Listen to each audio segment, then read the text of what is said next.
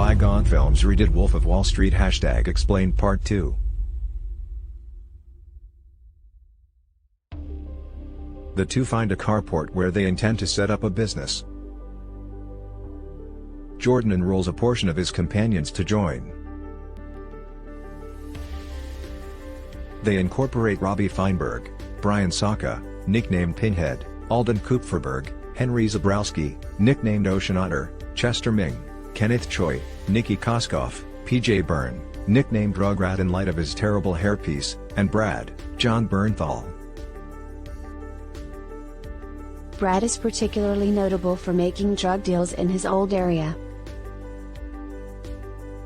Jordan advises Brad to sell him a pen that he hauls out of his pocket. Brad advises him to compose something on a napkin.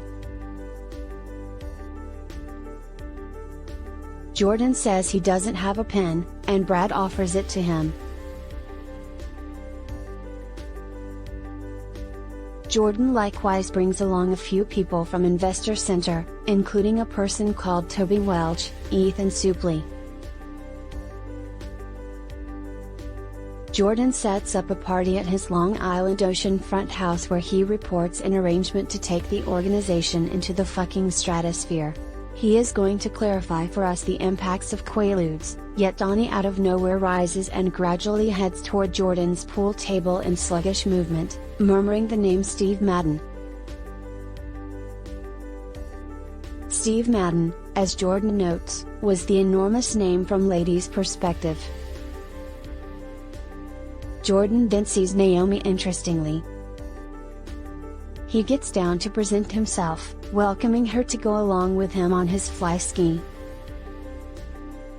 Donny's better half Hildy, Mackenzie Meehan, sees this and attempts to move Jordan away from Naomi by saying Teresa needs his assistance.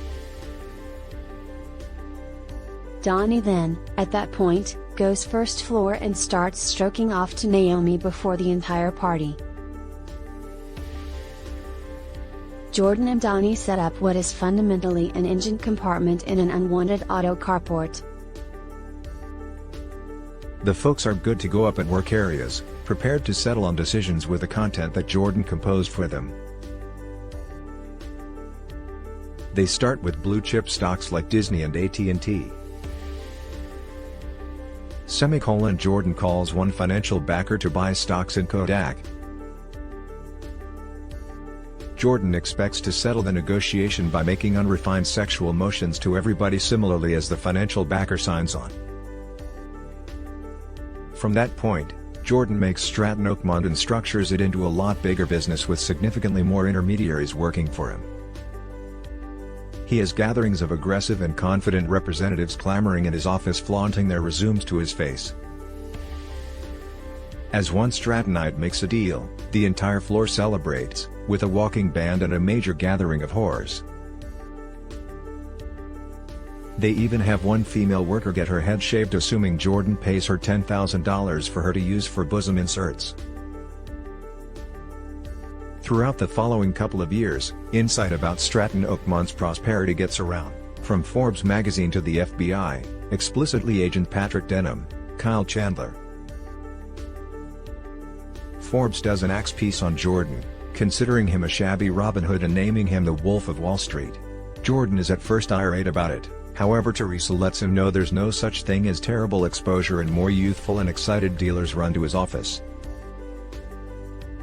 They welcome on Jordan's dad, whom everybody alludes to as Frantic Max, Rob Reiner, because of his continually bad-tempered disposition.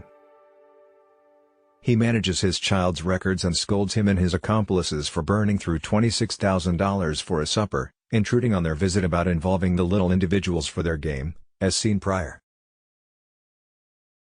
Jordan sets up a party at his Long Island oceanfront house where he reports an arrangement to take the organization into the fucking stratosphere. He is going to clarify for us the impacts of Quaaludes, yet Donny out of nowhere rises and gradually heads toward Jordan's pool table in sluggish movement, murmuring the name Steve Madden.